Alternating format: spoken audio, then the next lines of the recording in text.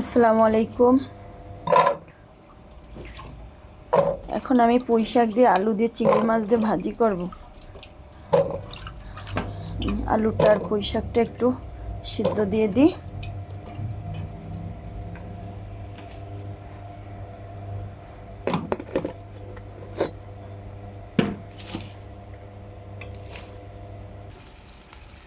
আমি এর ভিতরে এখন 2-3টে কাঁচা জালের ফালি আর একটুখানি লবণ দিয়ে দেব।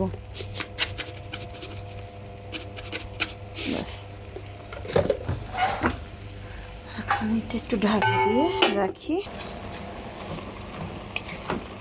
পুঁই শাকটা আর একটু ভাপ দিয়ে নেব, তারপরে পেঁয়াজ রসুন দিয়ে তেলে দেব চিংড়ি মাছ দিয়ে, দেশি ছোট ছোট চিংড়ি দিয়ে।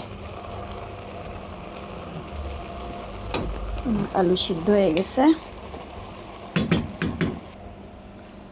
আমি চুলায় তেল দিয়ে দিছি আর একটা হাঁড়িতে। এখন আমি এগুলা ময়লা হয়ে গেছিল, সব ধুইছি। আজকে ঘরের অনেক কাজ করেছি। এখন আমি যা পেঁয়াজ রসুনটা দিয়ে দিলাম।